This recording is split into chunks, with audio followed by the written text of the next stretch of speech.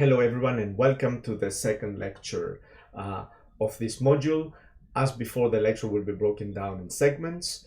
I hope by now you're getting a good grip of how our Moodle works. Again, to remind you, pay attention to what is written between the segments in the relevant section every week.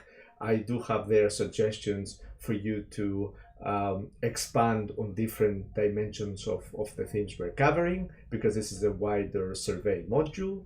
And also, do not forget to have a look at the tutorial presentations and sign up for them in the Doodle link, which is on the top of the page.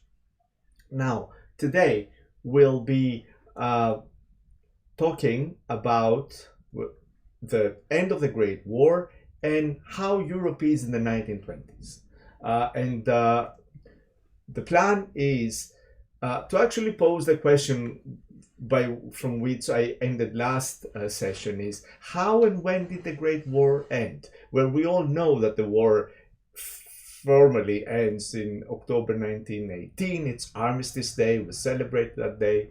But the question I would like to pose to you is this actually the end of conflict across Europe and the world? This is something we will explore today. Then I will move on to discussing the great congregation of minds and politicians that occurs in Paris in 1919, where pretty much the shape of the future world order is decided. Then I will present one of the key outcomes of 1919, and this is the League of Nations. I don't know if you're familiar with this organization. It's the forebearer of the United Nations, and it's the first truly global experiment in governing the world. After that, I will give you an overview of the different kinds of dynamics that we have in Europe after 1923, and I will explain later why I decide to focus on 1923. And finally, I will present a different kind of aspect of the 1920s, not so much about alliances, diplomacy, the shape of different countries, etc., but about the cultural dimension of what happens in the 1920s in Europe and in America to one extent. So let's begin. The Greater War. What do I mean by this? Well, no one really disputes that the formal end of the First World War was indeed in November and not October, do apologize, 1918, the so-called Armistice Day.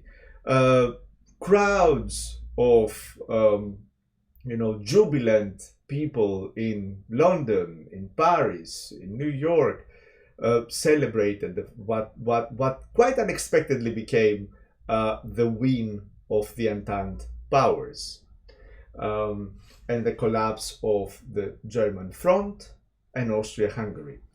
But the question is, did the war really end in 1919? Now, there is a new, very exciting scholarly wave, like new books, new research, showing pretty much that whilst we think, and indeed it's right to some extent to argue that the major theaters of war end with the armistice, however, across the periphery of Europe, and not only in the periphery of Europe, across the periphery of Europe, but also in some parts, in kind of quite central parts of Europe, war, conflicts, and misery continues to exist. Let me give you some examples.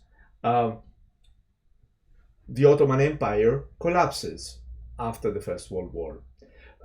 However, in 1918, however, that doesn't mean that the shape of the region is decided. There is a protracted war between Greece and Turkey, and the end of the war in 1923 marks the emergence of the modern Turkish state. Well, we don't need to go far that's to say, in the Ottoman Empire. Think of Ireland, not far from Britain. There's an the Irish Civil War is raging in the period between even 1919 all the way through to 1923, where finally Ireland is kind of achieves independence. Well, some part of Ireland, obviously. Then we have the Russian Civil War. We tend to forget this because we, think, as I mentioned earlier, that, as I mentioned in the previous lecture, the Bolshevik Revolution brings in a radical transformation of Russian society. The authoritarian regime of the Tsar, the Russian Empire is no more. That is a big transformation that goes on. However, in the period between the Armistice Day and 1921, the Russian Civil War is raging. More than 7 million people die in quite a devastating famine that takes place between 1920 and 1921. And at the same time, we do have massive humanitarian challenges in places bordering Russia, in Ukraine, specific, for instance, between 1921 and 1923. We have also food shortages and really bad conditions in Central Europe, in Vienna. And this is from the early 1920s. At the same time, in Germany, we should not forget that right after the Armistice Day, or during the period that led to the Armistice Day, there's an attempted socialist revolution in Germany, headed by Rosa Luxemburg, a great socialist thinker and political activist, and Karl Liebknecht. However, this revolutionary attempt in Germany is being thwarted by by far right-wing groups that later on, as we shall see, kind of form the nucleus into which the SS troops will actually emerge from. There is also a revolutionary attempt in Hungary. Remember Austria-Hungary, that composite state and empire? Well, food shortages in Vienna, a Hungarian Socialist Republic proclaimed in 1919 that doesn't last long. So what do we have when we get to 1919 in the Paris Peace Conference? We do have the end of the hostilities and the formal end of the war, but we have different war conflicts ranging from the Ottoman Empire to the periphery of the Ottoman Empire, to Ireland, to Russia, and at the same time, we do have urgent humanitarian challenges in Central Europe, in Germany, in Austria, in Hungary. So this creates rather complicated reality in which those who have won the war, namely British, French, Americans, and the Italians who jumped ship very late in the war, come to Paris to negotiate a lasting settlement. And here are the key figures in this drama that takes place in Paris. The Italian Premier Orlando. Italy kind of emerges of the First War as somewhat of a power that in the end follows the Entente. However, they feel that they should have got much more than what the other powers are getting in the arrangement. Italy tried to kind of create an empire right before the First World War. You may have heard of Italy's attempt to build an empire in Africa in Libya. Italy was the colonial overlord in Libya. So Italy had a lot of grievances at the time. They wanted to be acknowledged as a greater power and get a greater share in the spoils. Uh, the key players are Clemenceau, the French Prime Minister, the British Prime Minister Lloyd George, and of course the American President Wilson. Um, However, what happens in Paris is quite significant because it's not only them. They are running the show. They are the ones who are actually, in charge of the decision making, if you will. But the interesting thing with Paris in 1919 is that it becomes a magnet, this big summit, anyway, that is being created to address the problem of how to establish a lasting new order. This moment becomes a magnet for all sorts of different anti-colonial leaders. And here we have an example of three of them. One is the King Faisal of Arabia, representing different Arab, broadly speaking, representing Arab nationalities. Ho Chi Minh, who much later will become the famous Ho Chi Minh in Vietnam. The Black American Internationalist, who's an activist he's an anti-racist activist, William E.B. Du Bois.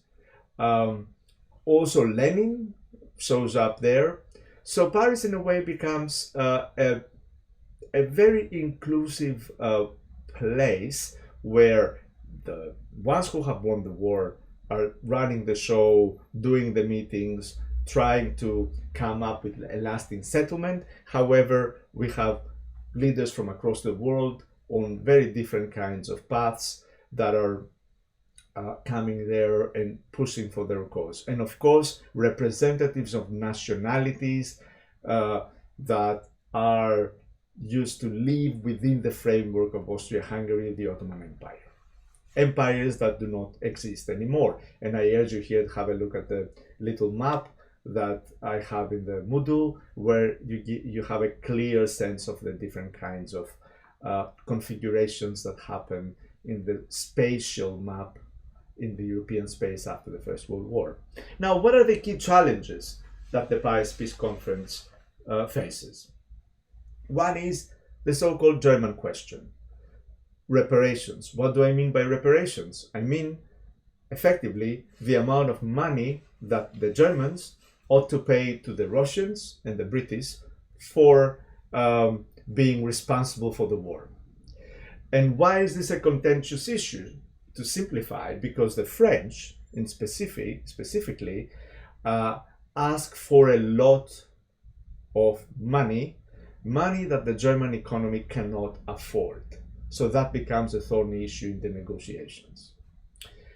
Second, what I would call the unmixing of lands. What do I mean by this? As you shall see in the map that is further down in the Moodle, in the animated map, the extraordinary thing that happens after the First World War is that certain empires, Austria-Hungary, the Ottoman Empire, Russian Empire, cease to exist. And this creates a very important set of challenges for especially Central and Eastern Europe. And new states are created. Many, many more new states are created, some of which we will discuss in the tutorial presentation. So there is a question here on what are the borders? How are the borders defined? What do they live in? What do they live out? And together with the borders come people and populations. And another key challenge that those who take decisions in Paris have to address is what I would call the unmixing of populations. That's to say, what kind of people go into what kind of state, to simplify crudely here. Because of the fact that the land in Central and Eastern Europe is really, really, close to one another, populations live, multiple nationalities live together. Just to give you an example, Austria-Hungary, that weird empire, has 11, not one or two, 11 different national groups. When Austria-Hungary collapses, these national groups become different nationalities. And when it's about coming to decide, the borders of new states, well, the question then becomes, what kind of people do these new states have? And here, the key term to bear in mind is minorities. So a lot of populations become national minorities within a place that that the national majority is of different national identification. Just to give you an example, because this may sound quite abstract, and we'll discuss this in the tutorial presentation. Czechoslovakia. Czechoslovakia is the state that is formed by Czechs and Slovaks, that they work together. They feel they have a kind of similar point of origin, although different nationalities, but they feel they work together. They can work together and create a state together. However, the problem with Czechoslovakia is that it has to include a vast minority of ethnically German population.